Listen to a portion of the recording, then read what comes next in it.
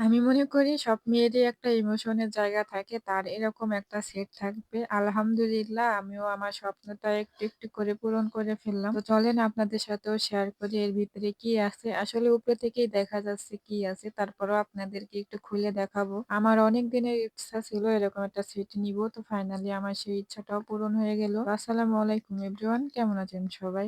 না চাইতেই যখন আমার ইচ্ছা পূরণ হয়ে যায় তখন তো একটু বেশিই খুশি লাগে। তো যাই হোক আমি এই জায়গায় সবকিছু বার করতেছিলাম। এর ভিতরে তো সবাই জানে ৭ পিসের একটা সেট থাকে। তো ওই জায়গায় আমি সবগুলো বার করে নিচ্ছিলাম। তো ১ম এ যেসব ঢাকনাগুলো ছিল আর এটার কালার কিন্তু মাশাআল্লাহ অনেক বেশি সুন্দর ছিল। তো এটা হচ্ছে আমাকে দুর্ভাগ্যবশত নিতে হইছে। তো তারপরে আমি তো সবথেকে বেশি খুশি, অনেকদিন পরে আমার এই ছোট্ট একটা স্বপ্ন পূরণ হয়ে গেল। অনেকদিন ধরে নিবো, নিবো করে ভাবতেছিলাম। তো আজকে ফাইনালি নিয়ে দিল জিমের আব্বু। একটা সময় তো আমি পাতিলে রান্না করতাম, মসলা কষাতে গেলে পুড়ে যেত। অনেক কষ্ট করে রান্না করতে হতো আমার। তখন আমার কোনো কড়াই ছিল না। আর রান্না যেহেতু আমি করতাম তাই কষ্টটা একটু আমারই বেশি হতো। তো আমার মাকে বলার পরে আমার মা ৩ টা কড়াই একসাথে আমাকে দিয়ে দিছিল। তো তারপর থেকে ওইগুলাতে রান্না করতাম। তো অনেকদিন ধরে এরকম একটা সেটের স্বপ্ন ছিল। জিমের আব্বুকে বলতাম যে আমার এরকম একটা সেট নিয়ে দিবা। ফাইনালি নিয়ে দিল। তো আমার তো অনেক বেশি খুশি হয়েছিল এই সেটটা নেওয়াতে। আমি এই জায়গায় সবকিছু খুলতেছিলাম আর আপনাদের সাথে শেয়ার করতেছিলাম। এই কড়াইগুলো কিন্তু অনেক সুন্দর, রান্না করতে অনেক বেশি ভালো লাগে।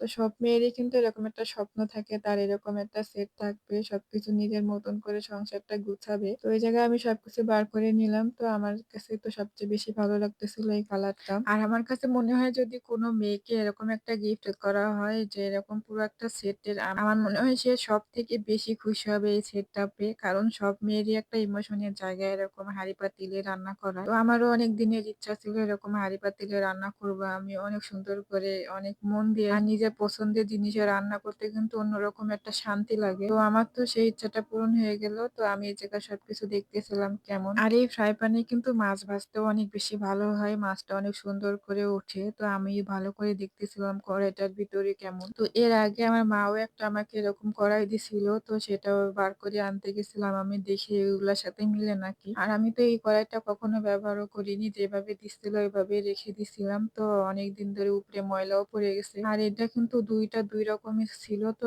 আমারটা একটু ঢালাই করা একবারে পুরোটাই মা যেটা দিছিল এটা কিন্তু একটু বড় ছিল কড়াইটা। দেখতে কিন্তু মাশাআল্লাহ অনেক সুন্দর কালার ছিল এটা। আর এটা কিন্তু অন্যরকম ছিল এগুলা থেকে। এটার কিন্তু দামও অনেক বেশি নিচ্ছিল। আমার আসলে মনে নাই কত টাকা নিচ্ছিল। তো যারা ব্যবহার করছে তারা কিন্তু বলতে পারবে এটার দাম কেমন ছিল। আর ২ টা কিন্তু ২ রকমের ছিল। তো যাই হোক আমার কাছে কিন্তু দুটোটাই অনেক বেশি সুন্দর ছিল। তো আমি তো এগুলাতে এখনো রান্না করতে পারব না। আমার অনেক আফসোস হচ্ছিল। আমি এখনো রান্না করতে পারব না এগুলা। আর যদি কখনো সুযোগ হয় তো অবশ্যই এগুলাতে রান্না করব। আমি আসলে এগুলা টানা হেঁচড়া করতে চাই না একদমই। আমি চাই ঘরে বসে এগুলাতে রান্না করব। কারণ হাত থেকে একবার পড়ে গেলে অনেক বেশি কষ্ট লাগবে তখন আমার। তাই আসলে এগুলা বারও করি না, রান্নাও করি না। তো ২ টা একসাথে ওজন করতেছিলাম। অনেক বেশি ভার ছিল। ২ টা আমি ধরেই রাখতে পারতেছিলাম না। তো যাই হোক এগুলা কিন্তু আমার কাছে অনেক বেশি স্বপ্নের। আপনাদের কাছে মনে হতে পারে এগুলা আবার ভিডিও করার কি আছে? কিন্তু আমার কিন্তু অনেক বেশি পছন্দের এগুলা। আর আমি যেহেতু নতুন কিনেছি তো আমার কাছে একটু বেশি খুশি লাগতেছিল। আর এটা ৭ পিসের ছিল।